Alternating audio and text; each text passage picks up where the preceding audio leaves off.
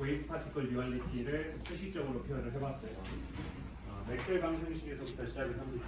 일단은 빛에 대해서 얘기를 하고 빛이 웨이브잖아요. 다 알고 있고 실험을 해보니 입자이기도 하죠. 방정식과. 그래서 이건 받아들였어요. 받아들인 거죠. 받아들여가지고 그럼 웨이브를 기술하는 그 식과 입자를 기술하는 식이 어떻게 연결되는지를 광자 가지고 주로 얘기를 하고 있습니다.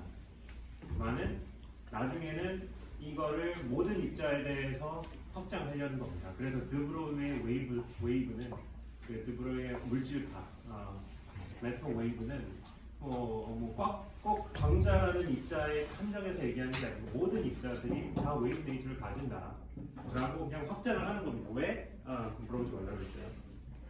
그냥 자연이 그렇습니다.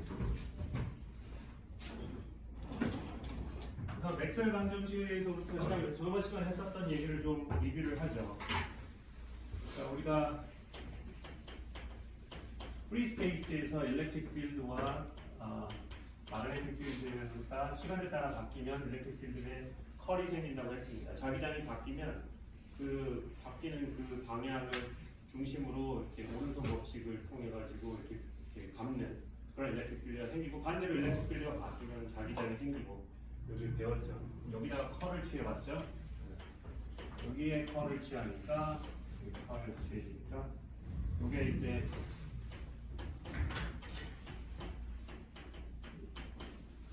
오른쪽으로 이렇게 되고 오른쪽은 컬 B는 이제 로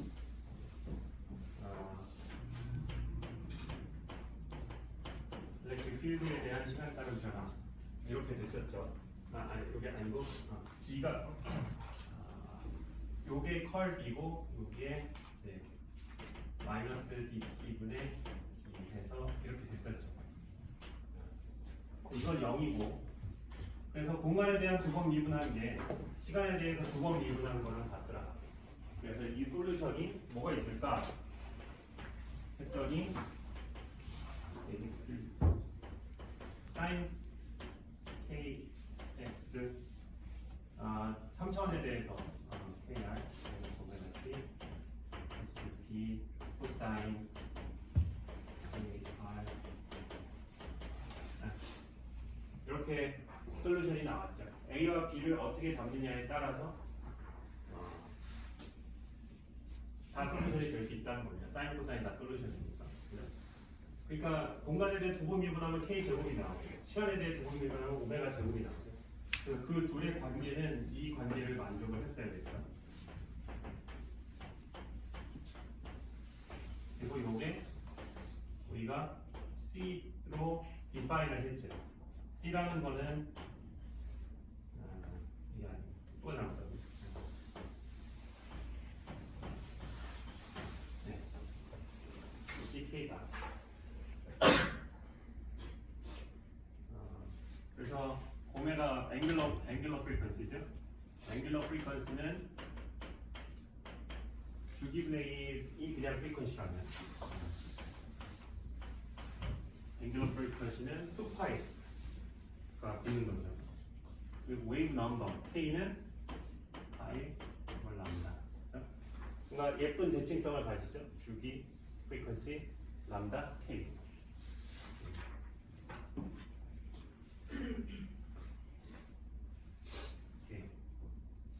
이 식을 보면은 t 이퀄 제로에서 사인 함수가 있는데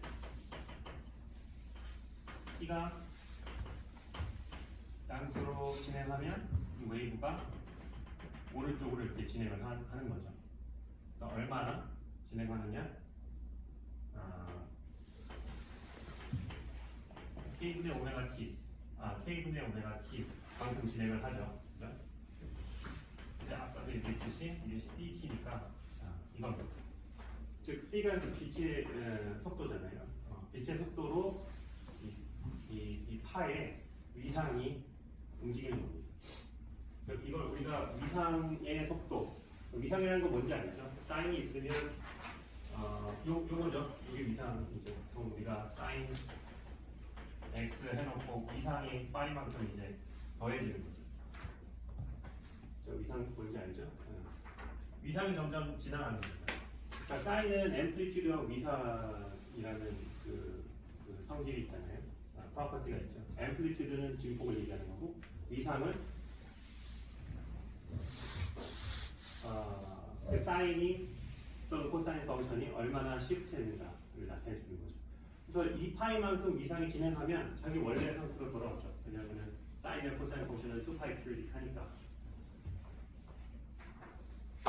그러니까 이 파이라는 거는 360도죠.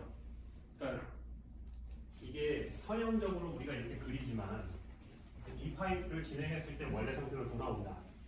그죠? 그거랑 그러니까 이 차원에서 벡터를 이 파이만큼 돌렸을 때 원래 상태로 돌아오죠. 뭔가 닮은 게 있죠.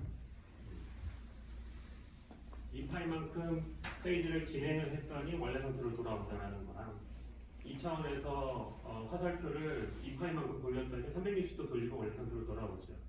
이 두 개의 코레스폰던스가 있어요. 그래서 사인, 코사인을 우리가 복소 함수 평면에서 표현을 하죠. 그렇죠? 이건 8+ 시간에 아마 배웠겠죠? 이 복소 평면에서 리얼 파트와 이미지너리 파트가 있는데 여기 있는 포인트를 원점에 대해서 2파이만큼 돌린다고 했을 때 원래 상태로 돌아오고 여기 있는 것도 2파이만큼 돌리면 원래 상태로 돌아오고 그래서 요게 매그니튜드죠. 그리고 요걸 페이지라고 우리가 부르면 똑같죠. 매그니튜드는 앰플리튜드에 해당하는 거고 페이지가 페이지에 해당하는 거고 그렇습니다. 그래서 아주 중요한 이런 오일러 관계식이 있다. 이걸 이용해서 사인, 코사인 함수를 익스포넨셜 함수와 잘 연결을 시킵니다. 굉장히 중요한 릴레이션이 되겠죠. 이 두 개가 이런 식으로 연결된다. 라는 거. 양자역학에서는 너무나 중요한 그런 릴레이션입니다. 이런 얘기를 했고, 웨이브네이처에 대해서 쭉 얘기를 했었습니다.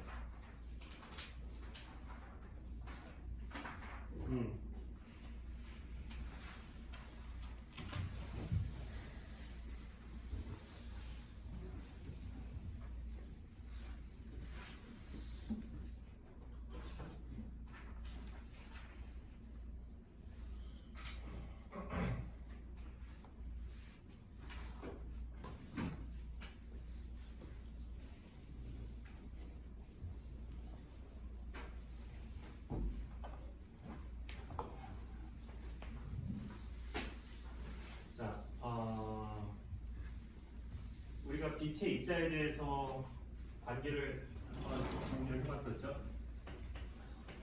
빛의 포톤의 에너지는 hν 그러면서 pc다.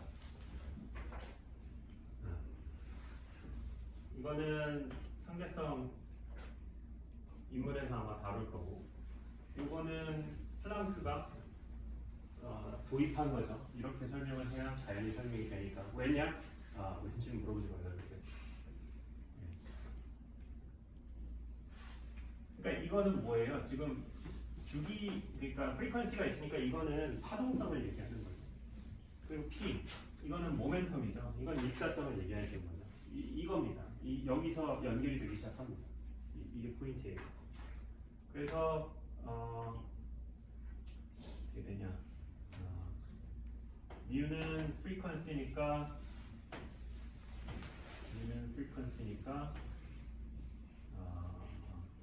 주기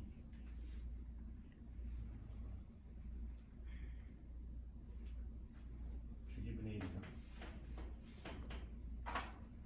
주기는 람다를 속도로 나눠주는 거겠죠. 네. 그래서 이렇게 됩니다. 한 파장을 가는데 걸리는 시간이 주기입니다. 그래서 이 둘을 잘 엮으면 H, 람다의 C는 PC 지워지고 람다는 T분의 H. 파동의 파장과 입자의 모멘텀이 연결이 되어 있습니다. 그죠? 모멘텀이 크면 클수록 파장이 짧아지는 그런 상황인 거죠. 그러니까 모멘텀이 크다. 그러니까 매크로스코픽한 세상에서 모멘텀은 굉장히 큰 거죠. 그러니까 매스가 크기 때문에. 물론 이제 마이크로스코픽 상태에서는 이제 매스가 엄청나게 작아지면서 람다가 나노미터 스케일로 들어오기 시작하죠. 예를 들어서 전자의 매스가 얼마나 되지? 한 마이너스 20승 킬로그램 정도 되나요? 네? 19승인가? 30승인가요? 다행입니다. 그러면은 전자의 매스가 마이너스 30승이고 그 플랑크 컨스탄트가 마이너스 34승이잖아요. 컴패러블 하죠. 탁탁 나눠지면서 이제 리즈너블한 그러니까 스케일의 랭스 스케일이 나오는 거죠. 뭐 그런 거는 숙제로 한번 내볼게요. 실제 몇 나노가 되는지.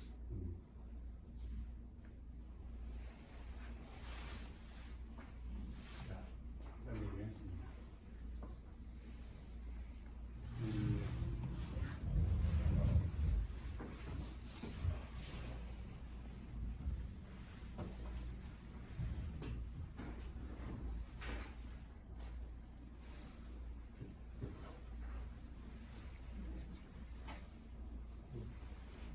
그 다음에 우리가 웨이브 패킷에 대해서 얘기를 했죠. 여기서 조금 생각해봐야 될 게 있어요. 이제 일렉트릭 필드를 사인 코사인으로 쓸 수는 있지만 이거를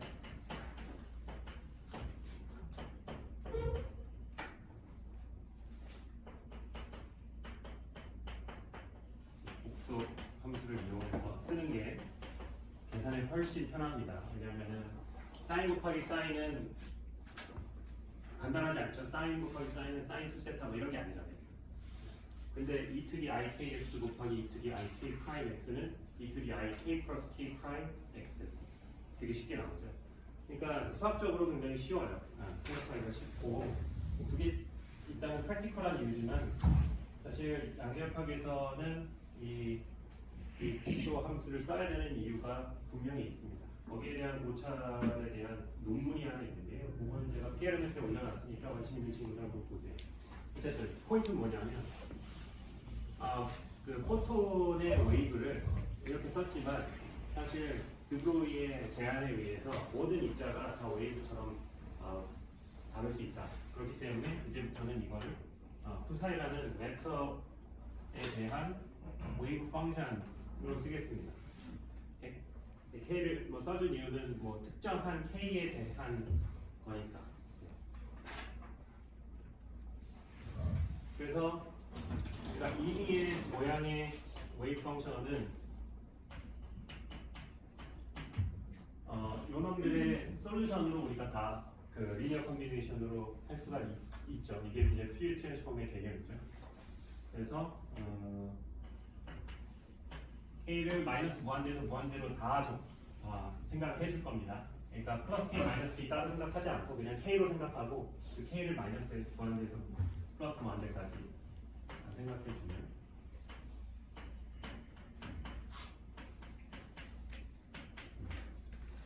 이렇게 어떠한 암비토리얼 메인 펑션도 이렇게 나눠서 쓸 수 있어요.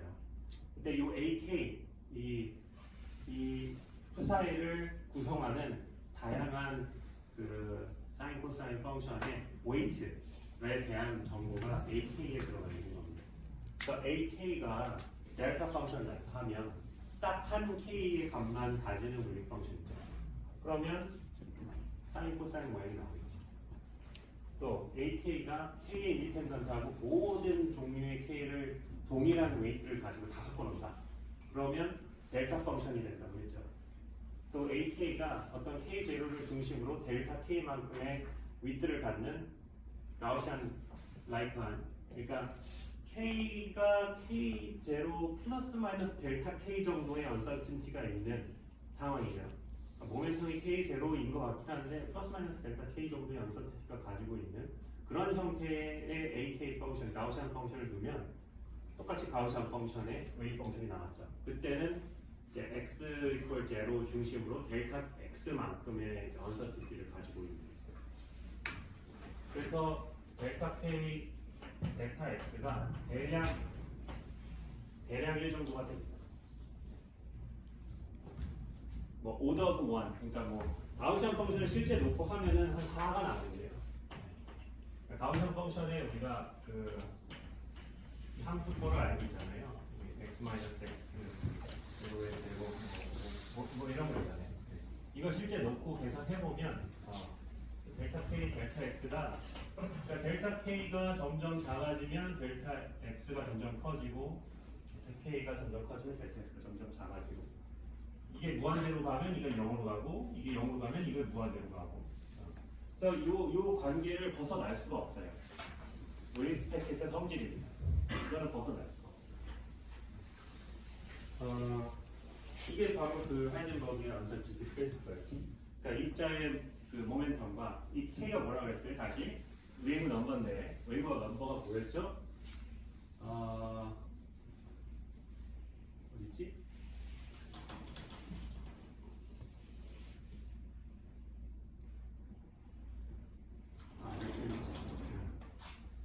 웨이브 넘버가 람다분의 2파이죠? 이 람다의 P분의 H잖아요? 여기가 넣어보죠? 그럼 뭐예요? 2파이 H분의 P죠. 그럼 H 나누기 2파이분의 P죠. 그래서 H 나누기 2파이를 우리가 H바라고 정의를 합니다. 네. 지금 정의는 P.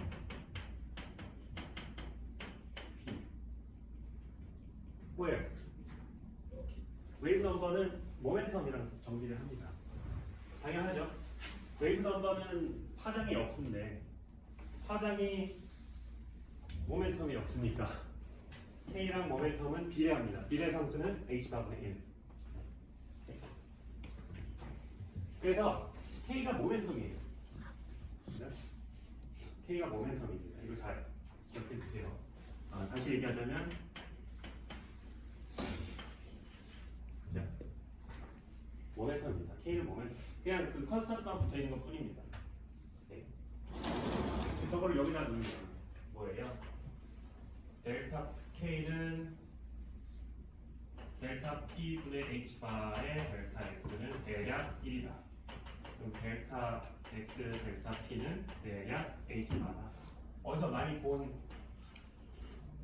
안 봤으려나? 지금 양절표를 안 봤으면 당연히 못 봤겠지. 이게 이제 그 유명한 하이젠버그의 언서티티 프린시플입니다. 모멘텀과 포지션의 언서티티에 대한 몫은 거의 그 H바 이게 어느 정도 됐어요? H바니까 6.63 곱하기 10의 34 승에 이 2파이로 나눴으니까 대략 1 정도가 되겠죠. 마이너스 34승 줄 세트. 굉장히 작은 값입니다. 굉장히 작은 값이에요. 그래서 보통 실생활에서는 이런 언서티티 프린시플을 우리가 느낄 수가 없습니다. 이런 식으로 엄청나게 정확한 측정을 해야만 거기서 언서티티 그게 보이기 때문에 그래서 미시 세계에서나 볼 수 있는 프린시플이죠. 광자에 대해서 얘기를 했으나 다시 강조하지만 이 광자에 대한 이 듀얼리티가 모든 입자에 적용이 된다라고 가정을 하는 거죠. 가정. 증명을 하기는 할 수는 없습니다. 제 생각에 모든 입자에 대해서 어떻게 가정을 하겠습니까? 근데 이제 물리라는 학문은 그런 거죠. 어떤 특이한 현상을 봐요. 어떤 특정한 입자에 대해서 어떤 특정한 조건에서 어떤 특정한 재밌는 결과가 나옵니다. 되게 카운터인투이티브한 말이 안 되는 결과가 나옵니다. 이거를 이제 해석을 하기 시작하는 거죠. 그걸 해석을 하고 그 다음 일은 이거를 일반화시키는 겁니다. 그래서 그 입자에 대해서만 일어났었던 현실인데 혹시 다른 입자에서도 나타나는 그래서 이제 포톤 가지고 인터피런스 실험을 했지만 그 다음에 일렉트론 가지고도 했고 뉴트론 가지고도 했고 플러렌이라는 분자를 가지고도 했고 막 사람들이 그런 짓을 합니다. 그게 이제 물리학자들이 하는 일인데요. 그래서 다 해보니까 다 맞는 것 같아. 그러니까 다 맞겠지. 약간 이 비납적인가요? 비납이라고 연약인가 비납인가 둘 중에 하나죠. 그런 식으로 과학이 발전을 합니다. 그러면서 이 다양한 제너럴한 케이스를 한 번에 설명할 수 있는 이론을 만드는 것을 좋아하는 사람들입니다. 예. 특정 케이스의 특정 파티클에만 작용하는 이론이 아니고 모든 입자의 모든 상황에 대해서 작용하는 이론. 그래서 이제 상대성 이론도 그런 거죠. 속도가 굉장히 빛의 속도에 가깝게 되면 이제 이상한 일들이 일어나잖아요. 근데 우리가 실생활에서는 사실 그런 일을 볼 수가 없죠. 왜냐면 속도가 빛의 속도보다 훨씬 느리기 때문에 그냥 고전적인 역학으로 잘 설명이 됩니다. 만약 빛의 속도에 가까워지면 속도는 이제 말 노멀라이제이션이 다시 되고 시간도 달라지고 타임은 뭐 딜레이가 생기고 뭐 길이도 막 달라지고 뭐 무게도 무거워지고 이런 일들이 일어나잖아요. 이제 그게 이제 그 시기에다가 속도를 c보다 훨씬 작다라고 하면 우리가 잘 알고 있는 이론이 나옵니다.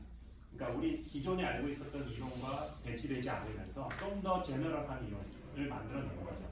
그게 이제 특수상대 쓴 이론이고 특수상대 쓴 이론보다 더 제너럴한 이론이 일반 상대 쓴 제너럴 밸런스 이론이죠. 사람들이 이제 양자역학과 이제 이런 제너럴 relativistic 티어리를 또 합치려고 하는 그런 일들을 하고 있죠. 뭐 양자 중력이라든지 이런 좀 멋있어 보이는 단어들이 그런 데서 나오는 것 같아요. 저는 잘 모르겠습니다. 혹시 관심 있는 친구들 김희철 교수님한테 여쭤보세요. 자, 좋습니다. 중요한 거 이제 하나 더 짚어야 되는데, 이 웨이브 펑션의 의미입니다. 이 웨이브 펑션에 대해서 얘기하기 전에 다시 돌아오죠. 포톤이 있고요.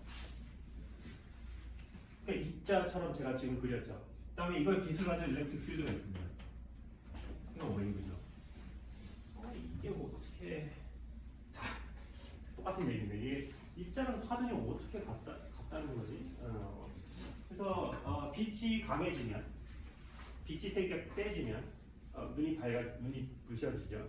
그 빛의 세기를 말하는 겁니다. 초당 들어오는 포톤이 많은 거죠. 포톤은 특정 에너지를 가지고 있습니다. H뮤라는 그 에너지는 파장이 결정해요. 파장이 짧고 길다고 여러분들 눈이 부신 건 아니에요. 단지 여러분들 눈이 볼 수 있느냐 없느냐를 결정한 게 파장이고, 그 특정 파장에서 빛이 강해지면 눈이 부시고 약해지면 안 보이고, 이 두 가지가 확실히 다른 겁니다. 하나는 파의 앰플리튜드고 하나는 파의 프리퀀시입니다. 이 두 개가 확실히 다른 거예요.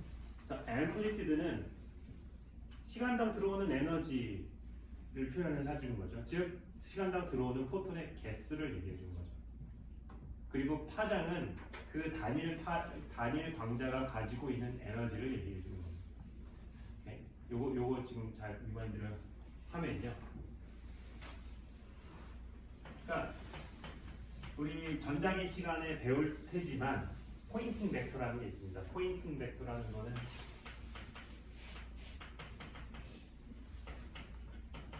이거는 에너지의 흐름을 벡터로 표현을 하는 거예요. 요거는 전자기 아마 2 때 배울 거예요. 아마. 네. 근데 이게 시간당 이제 가는 에너지를 표현해주는 형태거든요. 요게 이런 형태로 나옵니다. 일렉트릭 필드의 앱솔루트예요. 왜 앱솔루트여야 되지? 한번 생각해 보죠. 일렉트릭 필드가 그냥 사인 형태다. 그러면은 이거의 제곱 에너지의 흐름도 사인 제곱 kx가 된다? 그러면 x에 대해서 입실론 스퀘어가, 그러니까 들어오는 에너지가 어딘, 영어로는 안 가리죠. 사인 제곱이 어느 위치에서는 빛이 되게 세고 어느 위치에서는 빛이 약하고, 막 빛이 막 강했다 약했다 막 빠바바바바 그런가? 이상하잖아요. 잠깐, 빛은 그냥 계속 강하면 계속 강하고 약하면 계속 약하지, 그 빛의 세기가 그 주기의 2배의 속도로 커졌다 작아졌다 하진 않을 거잖아요. 않을 거죠. 그러니까 이런 식으로 생각하면 안 된다는 뜻입니다. 대신에 이제 이거를 이런 형태로 쓰고 이거에 엡솔룬 스퀘어를 하면 없어지죠. 없어지고 앰플리튜드만 나오죠. 그러니까 이거였다면 앰플리튜드만 나오죠. 이게 맞을 것 같아요. 이렇게 생각하는 게 맞을 것 같아요. 그죠? 이런 겁니다. 이런 느낌. 리얼 펑션으로 웨이브 펑션을 생각하면 그것의 제곱, 이 세기를 나타내는 것 같은데 그 제곱이 시간이나 공간에 따라서 계속 오실레이션을 하는 결과가 나오잖아요. 이거는 잘못된 이론인 것 같은 느낌이 확 들죠. 이건 잘못된 이론일 것 같아요. 그러니까 이론이라는 건 뭐예요? 현상을 잘 설명을 해야 되죠. 잘 설명을 못 하잖아요. 이거 틀리니까. 맞는 이론을 뭔가 앰플리튜드가 나와야 돼요. 뭔가 제곱을 하건 뭘 했을 때 그 앰플리튜드가 나와야 되는데 여러분들 잘 알듯이 여기서의 앰플리튜드는 앱솔루트 스퀘어 하면은 A 스퀘어로 나오잖아요. 그러니까 이런 식으로 표현을 해야 맞을 것 같아요. 이런 겁니다. 그러니까 세기에는 페이지 정보는 필요 없죠. 페이지 정보는 날려버리면 됩니다. 그래서 앱솔루트 스퀘어를 하면 되는 거죠.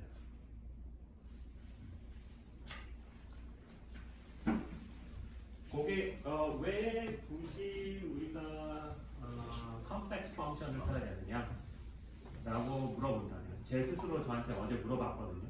학생들이 이렇게 물어보면 뭐라고 대답하지? 라는 생각이 갑자기 들었어요. 왜 사인 코사인이라는 아주 직관적이고 고등학교적인 펑션을 놔두고 이렇게 복잡해 보이는 이틀이 막 IX 막 이런 거 이미지너리 넘버를 넣어가지고 우리 사실은 우리 자연계에서 이런 이미지너리 넘버를 우리가 볼 수 있는 경우가 없죠. 자연계에서는 우리는 그 허수를 볼 수 있는 경우가 없습니다. 사과의 개수도 자연수, 정수고, 뭐 길이도 정수고, 무게도 정수고, 시간도 정수인데 허수가 유리수인데 허수의 반대가 뭐죠? 실수. 위안 넘는데 허수가 측정되는 게 있나요? 없어요. 그러니까 허수의 데피니션 자체가 허수잖아요. imaginary 넘버예요. 그래서 자연은 모두 실수로 이루어지는데 이론에는 허수가 들어가잖아요. 좀 불편하죠. 사인 코사인은 실수기 때문에 괜찮은데 덜 불편해요. 그리고 그림도 그리기 편하죠.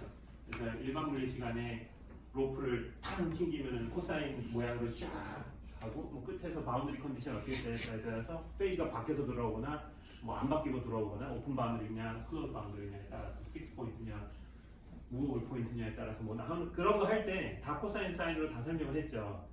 되게 그냥 편했어요. 근데 여기서 갑자기 코사인 사인을 굳이 E2D IKX로 표현을 하자고 내가 계속 얘기를 하는데 여러분들한테 마음 한켠이 불편할 거예요. 왜냐하면 허수라는 거는 자연에서 볼 수 없는 수인데 이론에 허수가 들어가면 어떡하지? 라는 걱정이 있을 겁니다. 그 걱정을 이제 나중에 측정이라는 걸 배우면서 날려보죠. 근데 결론적으로 얘기하면 웨이브 펑션이 이미지너리라도 우리가 측정하는 옵저버블, 우리가 측정하는 값은 언제나 걱정 안 해도 되듯이 리얼 숫자로 나오게 됩니다. 왜? 앱솔루트 스퀘어를 취하게 되니까. 모든 컴플렉스 넘버의 앱솔루트 스퀘어를 취하면 어쨌든 리얼 넘버가 나오겠죠. 그 걱정은 안 하죠. 그래서 걱정을 안 해도 된다는 얘기를 한 것뿐이지 그럼 왜 굳이 이미지 넘버를 써야 되느냐 라고 물어본다면 요겁니다. 리얼 넘버를 쓰면은 틀리니까 안 될 것 같으니까 컴플렉스 넘버를 써서 그 앰플리튜드를 우리가 피지컬 미닝을 가지고 있는 퀀티티로 우리가 측정하고 싶다 라는 그런 느낌입니다. 물론 이제 더 나중에 이제 양자역학을 배우고 리니어 알geb라를 좀 더 배우고 그다음에 앱스트랙트한 그 수학을 잘 익히고 나면 사실 그 더 아름다운 이유가 뒤에 숨어 있어요. 수학적인 이유가 있고 스트럭처가 있는데요. 저도 사실은 잘 몰라요. 거기에 대해서 이제 정말 탐구하고 싶으면 계속 양자역학을 배우고 수학과 수업 잘 들으면서 이 양자역학이 결국에는 수학과 적극 관련이 있구나라는 걸 느끼면서 왜 컴플렉스 넘버가 들어와야 하는지에 대해서 생각이 조금씩 들기 시작할 거예요.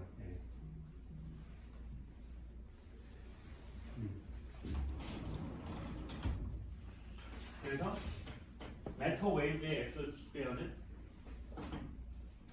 probability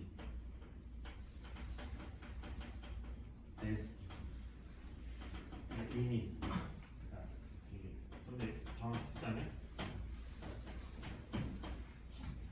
x라는 위치에 시간 t라는 시간에 x라는 위치 시공간의 그 포인트에 입자가 있을 확률을 나타내주는 의미입니다.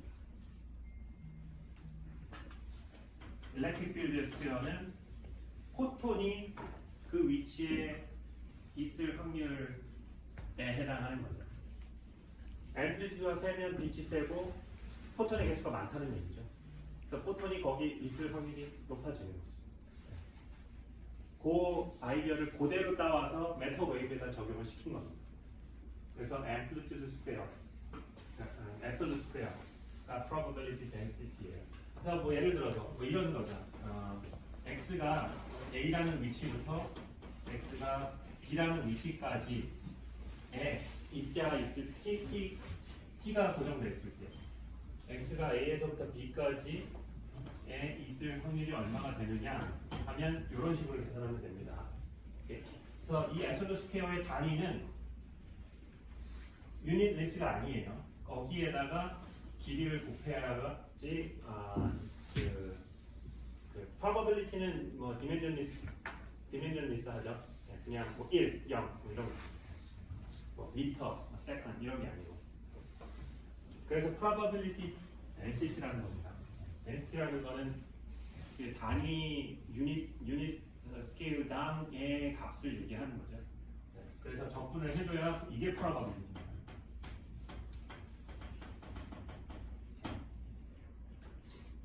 근데 또 이상하죠. 입자는 있거나 없거나 잖아요. 반만 있는지는 않죠.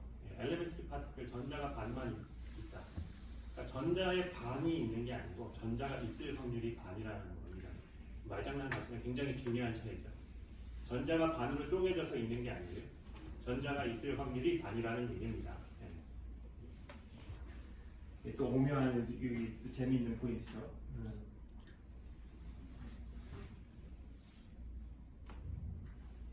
자, 다시 얘기하지만 저는 학생 때 계속 이런 궁금증이 들었어요. 그러니까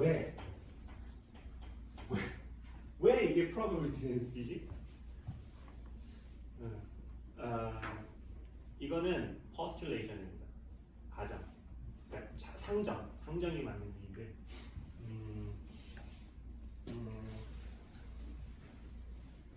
아까도 얘기했지만 우리가 이론을 만드는 거는 그렇게 스트레이트포워드하지 않아요. A가 B고 B가 C면 A가 C다.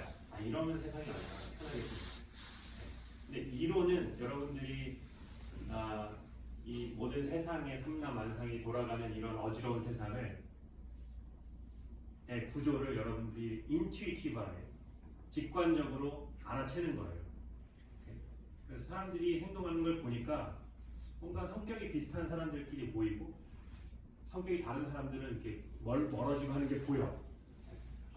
그러면 같은 성격을 가지고 있는 사람끼리는 이력이 작용하고 다른 성격을 가지고 있는 사람끼리는 청력이 작용하는 프린시플이다. 이런 생각을 하게 되는 거죠. 그러니까 A랑 B, B랑 C 하나하나에 대한 관계에 대해서 생각하는 게 아니고 일반적인 이 모든 걸 한 번에 설명할 수 있는 이론을 생각하는 겁니다. 그 상황에서 한 케이스를 봤어요. 포톤에 대해서 빛의 그 일렉트릭 필드의 앱솔루트 스퀘어가 포톤의 넘버랑 관련이 있다라는 거를 우리가 느꼈습니다. 그거를 그냥 메터 웨이브에 확장을 한 것 같아요. 확장을 한 겁니다. 잘 생각해 보세요. 저는 그렇게 생각합니다. 자, 이렇게 해서 이제 저번 시간에 했었던 얘기를 다 했고요. 그 다음에 많이 들어보셨을 슈레딩거 이퀘이션을 오늘 한번 써볼게요. 슈레딩거가 도대체 무슨 생각으로 그런 이퀘이션을 썼을까?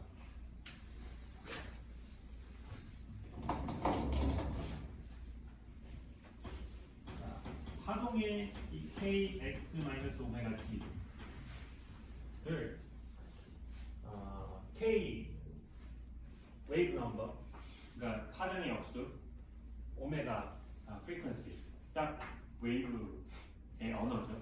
이걸 파티클의 언어로 바꾸면 어떻게 될까? 아까 위에서 얘기했듯이 K는 P/H'가 오메가는 E over H bar. 오메가가 뭐였어요? 2파이 프리퀀시의 2파이로 나눈 거였죠. 그리고 에너지는 H 뮤였대요. 그럼 요걸 여기다 넣으면 H 바 오메가가 되죠. 그렇죠? 그래서 또 아름답죠? H 바라는 걸로 착착 나누니까 P가 K가 되고 E가 오메가가 됩니다. 그래서 아까 얘기했듯이 K가 결국 모멘텀이라고 했죠. 오메가는 프리퀀시는 결국 에너지. 이렇게 바꾸면 이게 px 마이너스 2g 오버 h 바 라는 웨이브 펑션이 돼요.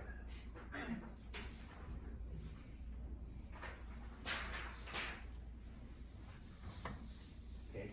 자, 그랬을 때 아주 가장 일반적인 그 입자를 웨이브 펑션을 한번 써보죠. 이거 어디 있지? 여기 있잖아요. 이거 다시 쓸게요. 이거 다시 쓸 텐데 이 AK를 조금 다르게 쓸게요. 이거 나중에 있어요.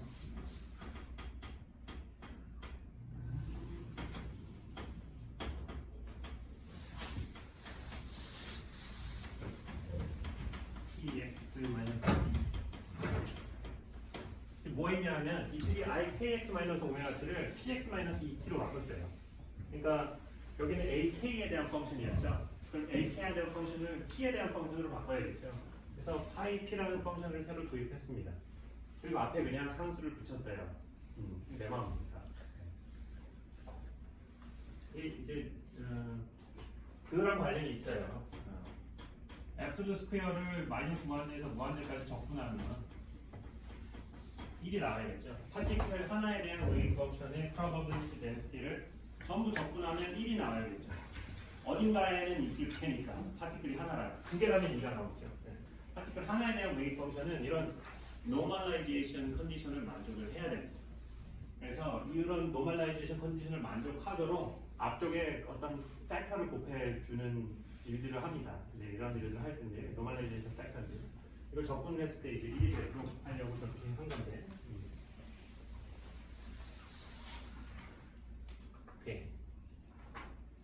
자, 이때 이 P와 E가 관계가 클래시컬 파티클에 대해서, 그러니까 매시브한 파티클에 대해서 모멘텀과 에너지가 관계가 있죠. 어떤 관계가 있냐면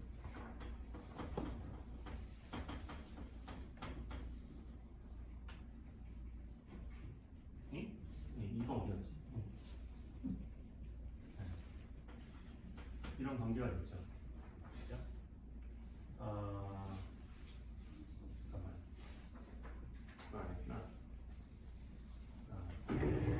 그룹 밸런스에 대한 얘기를 하고 넘어왔어요.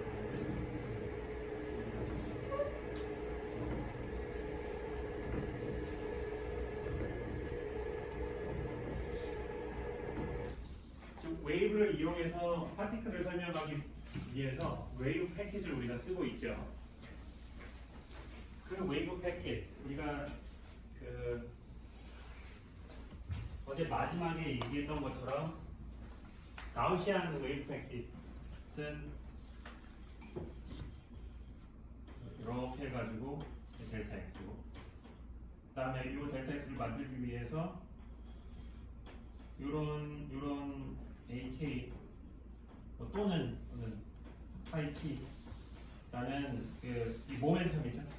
모멘텀이 어떤 식으로 분포되어 있는지에 대한 펑션을 가지고 리얼 스페이스에서 어떤 식으로 웨이브 펑션이 생겼는지를 그린 겁니다. 보면은 이게 웨이브 패킷이라고 했습니다. 그리고 모든 이런 코사인 웨이브 이런 파장이 서로 다른 웨이브들이 섞여가지고 어떤 웨이브 패킷을 만든다고 했잖아요. 네. 근데 각 파장은 각자 오메가 t라는 그 페이지에 오메가 시간에 따라서 점점 오른쪽으로 이동하죠.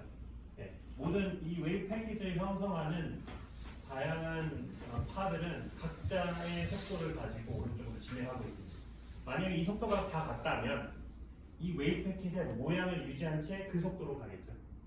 근데 파장마다 속도가 다를 수가 있어요. 일반적으로. 그러면 이 웨이브 패킷의 모양이 조금 바뀌면서 웨이브 패킷이 진행을 할 수 있습니다. 그 간단한 예를 하나 보죠. 그러니까 어떤 거를 얘기를 하는 건지.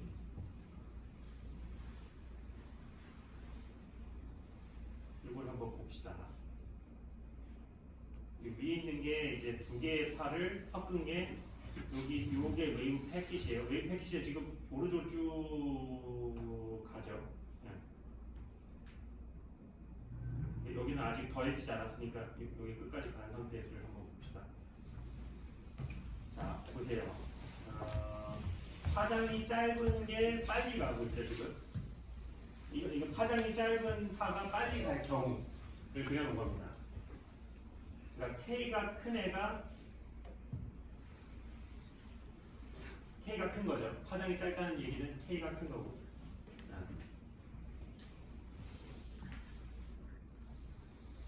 파장이 짧은 애가 빨리 갈 경우. 이 점이 바로 페이즈의 속도죠. 지금 파란 점이 빨간 점보다 빠르죠. 이런 경우는 이 웨이브 패킷의 엔벨롭이 오른쪽으로 가죠. 오른쪽으로 가고 있습니다. 그리고 이 녹색이 이 웨이브 패킷의 페이즈의 속도죠. 네. 그리고 요 핑크색이 웨이브 패킷의 엔벨롭의 속도입니다. 두 가지 속도가 있어요.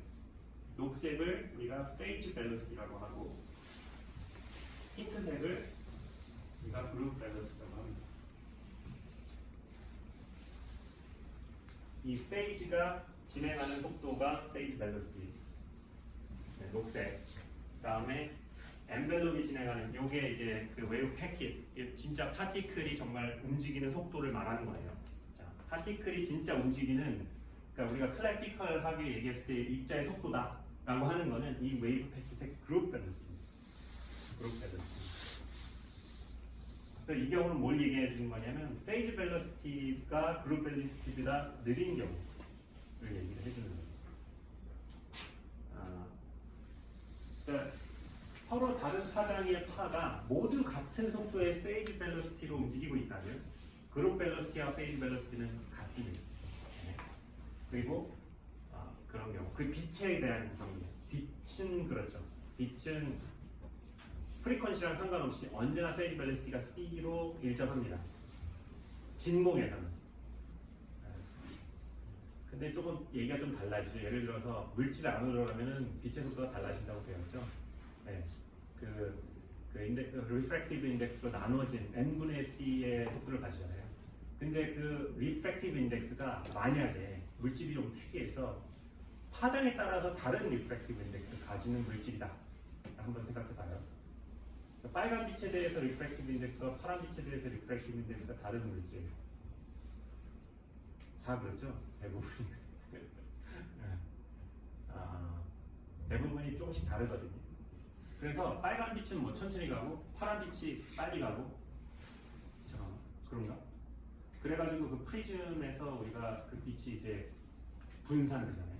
분산되는 게 영어로 뭐죠? disperse. 그런 빛이 어떤 식으로 분산되는지, 미디엄 안에서 빛이 어떤 식으로 분산되는지를 표현한 걸 dispersion relation이라고 해요. 분산 관계. dispersion relation. 어쨌든 진공 안에서의 빛은 파장에 상관없이 같은 속도로 움직이기 때문에 진공 안에서의 웨이브 패킷은 그룹 밸런스와 페이즈 밸런스가 같습니다. 모양도 안 바뀌고. 근데 이런 특이한 경우들이 생겨요. 자, 이런 경우는 페이지 벨로시티가 그룹 벨로시티가 더 빠른 경우고요.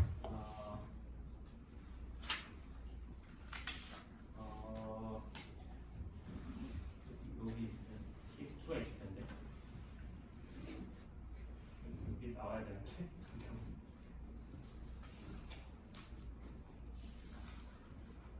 이렇게 하면 먼저 수에 나오겠지?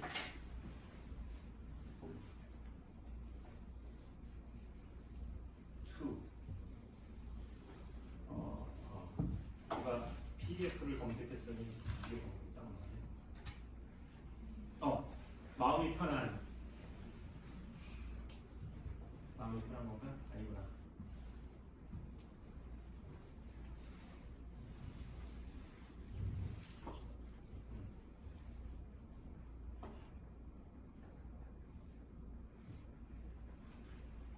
이 경우는 서로 다른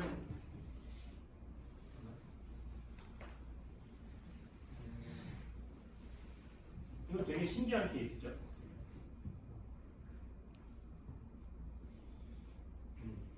이거는 뭐 그렇게 중요한 이거는 어떤 조건이 만족하면은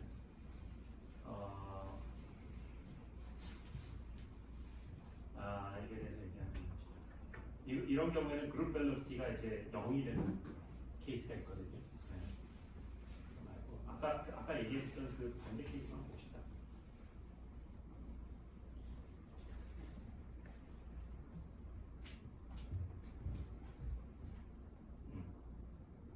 이런 경우. 그러니까 K가 작은 애들, 파장이 긴 애들이 더 빨리 움직일 때는 그룹 밸런스가 음수예요. 뭐야? 페이즈는 앞으로 열심히 가고 있는데 각자의 파장은 앞으로 가고 있는데 그 합은 거꾸로 가요. 이렇게 가능합니다. 지금 마술처럼 보이지만 실제 일어나고 있죠. 네. 그래서 결론부터 얘기하자면 그룹 밸런스티는 dk분의 d오메가입니다.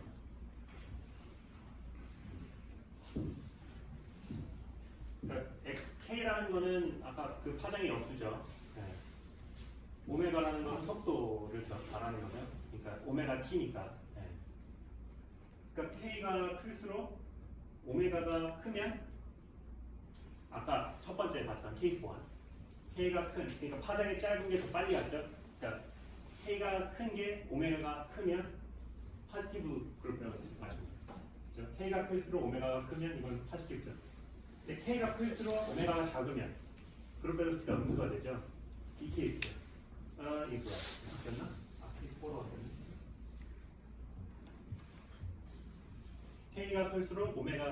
K가 클수록 즉 파장이 짧을수록 속도가 느린 경우는 그룹 밸런스가 음수가 됩니다.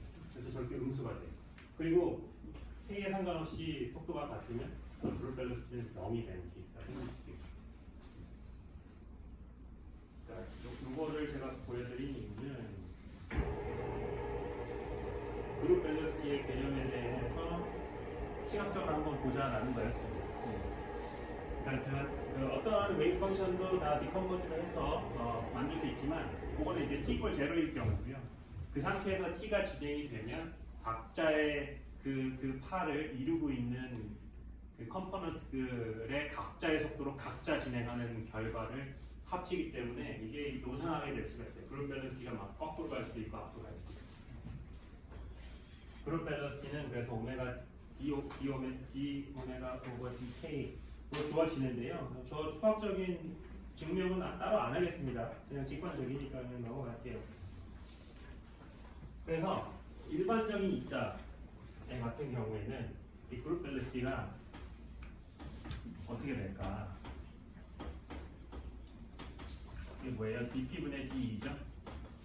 h바를 다 곱해주면 k가 p가 되고 e가 오메가가 e가 되고 그럼 뭐예요? n분의 p죠. 이걸 여기다 넣고 이거 클래시컬 미케닉스에서 잘 배웠던 거죠. 입자의 속도는 n분의 모멘텀이다. 좋습니다. 그래서 클래시컬 파티클, 매스방 파티클도 웨이브 패킷으로 잘 설명이 돼요. 문제가 없습니다. 자, 이때 이제 문제가 재밌어지려면 이제 프리 스페이스가 아니고 어떤 Vx라는 포텐셜이 있다고 봅시다. 그럼 이 파티클의 에너지는 이제는 어떻게 되겠죠? 2n분의 p제곱 플러스 Vx가 돼요. 네.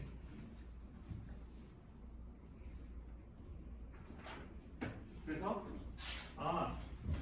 모멘텀과 에너지의 관계를 클래시컬하게 알았으니까 요거를 여기다 한번 넣어보자. 그러면 뭐가 되냐 하면 요 vx라는 엑스트라 텀 때문에 이 웨이브 펑션에 포텐셜이 없었을 경우에 솔루션이 이거라면 포텐셜이 vx만큼 들어오면 단지 저기에 이 vx라는 텀이 더해지는 것 뿐이죠. 여기에. 그러면 원래 솔루션에 e to the I 마이너스 vx e over h 바 라는 팩터가 붙는 것 뿐이 바뀐 게 없죠. 네. 맞아요.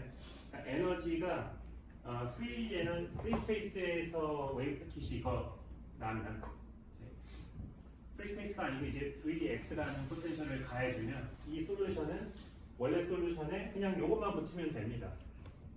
그렇죠? 이 대신에 요걸 넣으시면 되니까. 맞아요? 중요한 포인트인데. 근데 아까 얘기했듯이 우리가 결국 측정하는 거는 probability density, 어쨌든 absolute 값을 우리가 측정하게 되거든요. 뭐 스퀘어든 무슨. 양쪽을 absolute를 취해주면 이게 같아요. 뭐야? 우리가 측정할 수 있는 거는 imaginary term, 이런 imaginary term은 우리가 실제 측정할 수가 없고 amplitude에 해당하는 absolute나 absolute square만 측정할 수가 있거든요. 근데 포텐셜이 있건 없건 우리가 측정할 수 있는 게 바뀌지가 않아요. 잘못된 이론이죠. 이렇게 생각하면 안 돼요.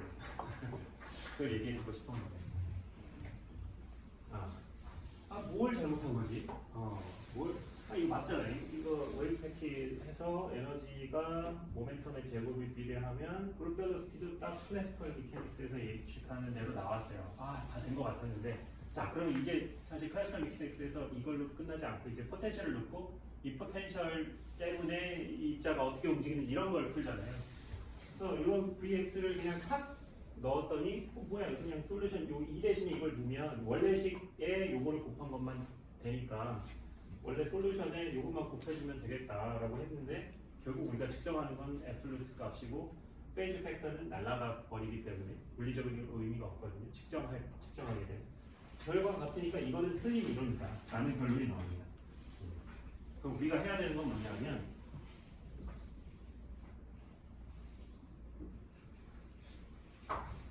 이게 솔루션이 되는 더 상위 방정식을 찾아야 되는 상황입니다. 이게 솔루션인 건 알고 있어요. 웨이브 패킷이 이런 모양을 가져야 된다는 거는 알고 있습니다. 이게 솔루션이 되는 문제를 찾는 게 문제입니다. 지금 그게 이제 슈레딩거 이쿠에이션인데요. 어떻게 할 거냐? 우리가 잘 알고 있는 에너지와 모멘텀의 관계를 만족시킬 수 있는 식으로 한번 해볼 건데, 뭐 한번 해보죠.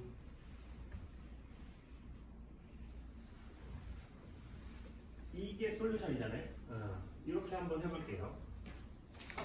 얘를 시간에 대해서 미분하면 어떻게 될까?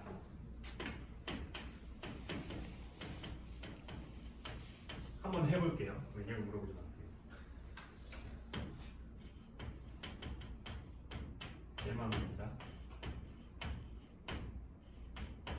시간에 대해서 미분하면 이게 튀어나오죠.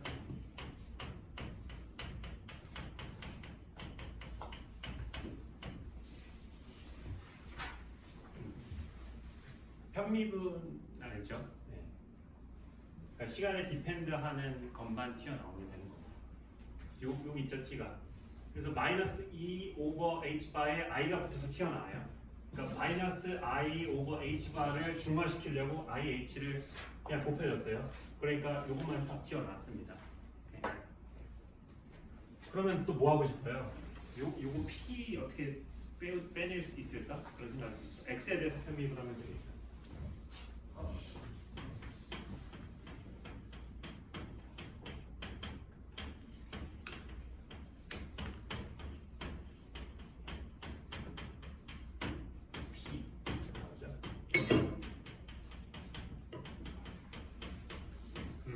나왔어.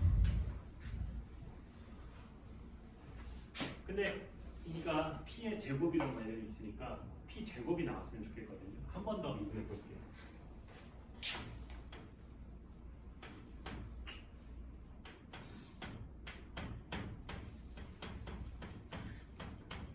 이거 그러니까 얘를 한 번 더 t에 대해서 미분을 p에 대해서 x에 대해서 미분하는 겁니다.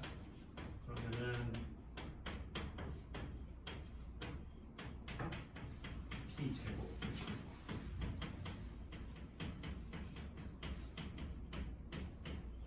이렇게 되잖아요. 네. 자, 근데 우리가 이렇게 돼야 되는 건 알고 있죠. 네. 그걸 알고 있으니까 이 식을 이렇게 쓰면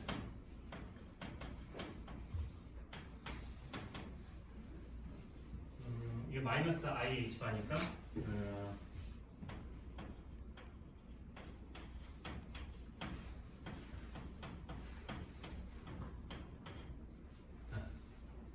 자, 이런 방정식의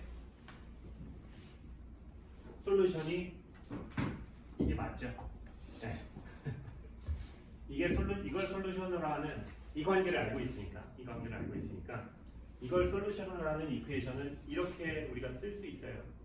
네. 잘못한 거 없죠?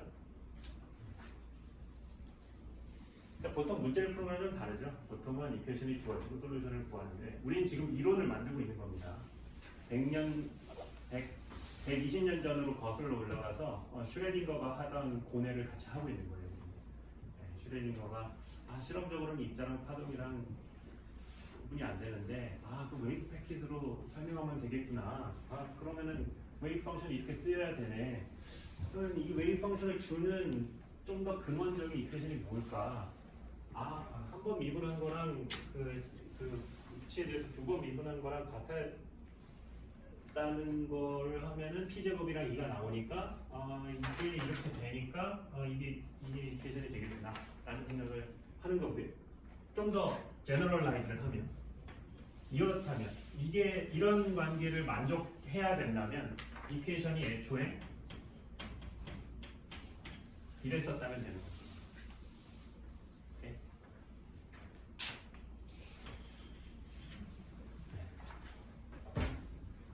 애초에 이퀘이션이 이랬었다면 이걸 만족하면서 이게 솔루션이 되죠.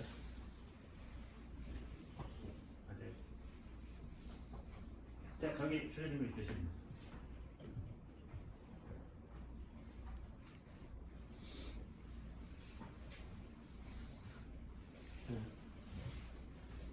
그러니까 슈레딩거 이퀘이션은 무슨 문제를 풀어서 나온 답이 아니에요.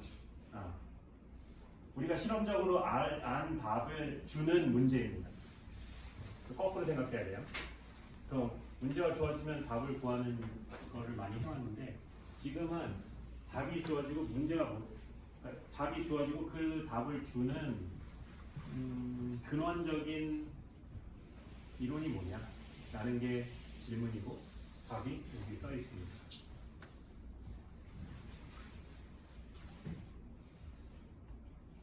저게 모든 문제를 풀 수 있을까?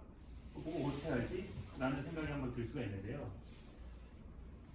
이렇게 한번 생각해봐요. 모든 형태의 웨이브 펑션은 다 이런 걸로 쓰일 수 있잖아요. 어떤 형태의 웨이브 펑션은 다 이런 걸로 쓰일 수가 있거든요. 그리고 이 솔루션을 주는 식이 이거예요. 그러니까 이 식은 모든 형태의 솔루션을 다 줄 수 있는 식입니다. 즉 모든 문제를 다 풀 수 있다는 얘기예요. 맞나? 이게 논리적으로 지금 엄밀하게 맞는지 뭔지는 모르겠지만 그런 느낌입니다. 그게 왜 이게 모든 펑션을 다 쓸 수 있죠? 그 퓨리에 트랜스폼 얘기를 했었죠. 사인 코사인으로 어떤 펑션이든 다 만들어낼 수 있다. 스퀘어 펑션도, 트라이앵글러 펑션도 어떤 펑션도 다 사인 코사인으로 만들어낼 수가 있어요. 그리고 그 리니어 콤비네이션으로 만들어내기 때문에 사인 코사인이 어떤 문제의 해라면 그 사인 코사인 펑션의 리니어 콤비네이션도 문제의 해거든요.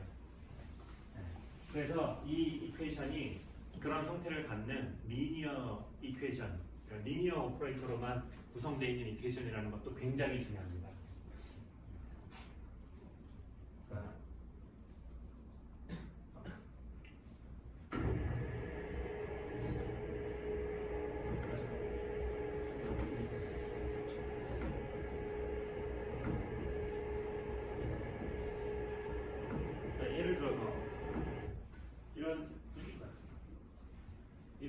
이런 스퀘어 펑션을 우리가 퓨리어 트랜스폼 한다고 봅시다. 그럼 이 주기가 딱 나와 있잖아요. 스퀘어는 주기가 있으니까 얘를 제일 잘 설명할 수 있는 사인 펑션은 뭐 이런 형태가 되겠죠. 녹색이 될 겁니다. 근데 완벽하진 않아요. 여기만 한번 확대해서 보죠. 이렇게 툭 떨어지는 거를 한 가지 프리퀀시의 사인 펑션으로 표현해야 된다면 뭐 저렇게 쓸 수가 있어요. 근데 완벽하진 않죠. 근데 그러니까 여기가 답보다는 작고 저희가 답보다는 크고 그렇죠. 그거를 보완해주기 위해서 이 주기가 3배가 되는 걸 딱 더해주면 여기는 보완이 되고 저기는 조금 괜찮아지죠. 그래서 이렇게 좀 괜찮아집니다. 근데 여전히 남아있잖아요. 그러면 그것보다 주기가 5배 큰 sin 5x를 적절한 팩터를 곱해가지고 더해주면 좀 더 괜찮아져요. 좀 더 하고 좀 더 하면 점점 스퀘어 펑션 나이크하게 해집니다. 이때 이 앞에 있는 1, 3분의 1, 5분의 1이라는 팩터를 뭐 1분의 1, 3분의 1, 5분의 1, 7분의 1 이런 식으로 구하면 그게 스퀘어 펑션이 되는 거고요. 뭐 트라이얼 펑션은 다른 조합으로 가겠죠. 그래서 이렇게 이제 무한급수로 쓸 수가 있는 거죠. 스퀘어 펑션을 이런 식으로 나타낼 수 있다. 그래서 이 스퀘어 펑션을 퓨리어 트랜스폼, 퓨리어 시리즈로 나타내주는 거를 그래피컬하게 나타내준 거고, 이걸 실제 어떤 식으로 구하는지는 제가 조교한테 한번 설명해 보라고 했는데요. 오늘 아마 얘기할 수 있으면 좋을 것 같습니다. 자, 그래서 오늘 결론은 트레이닝 이퀘이션을 썼다. 그리고 이건 모든 그 웨이브 펑션의 솔루션을 줄 수 있는 굉장히 유니버설한 이퀘이션일 것 같다. 앞으로 우리는 이걸 쓸 거고, 지금까지 우리가 실험적으로 측정한 모든 그 실험적인 결과들이 이 이퀘이션으로 다 설명이 잘 돼요. 네, 그래서 우리는 이걸 믿고 있습니다. 물론 저번에 얘기했지만 사실 이 양자역학도 작은 물체, 또 그 렐러티비스틱 티어리도 빠른 물질, 매시브한 물질들을 우리가 관측함으로써 기존의 이론들이 설명하지 못했던 거를 설명하려고 제너럴한 이론을 만든 거예요. 양자역학도 10-34승미터보다 작은 물체를 보거나 아니면은 에너지적으로는 10의 34승줄에 해당하는 엄청나게 높은 에너지 스케일로 작동하는 그런 현상들을 우리가 관측하기 시작한다면 양자역학이 깨지기 시작할 겁니다.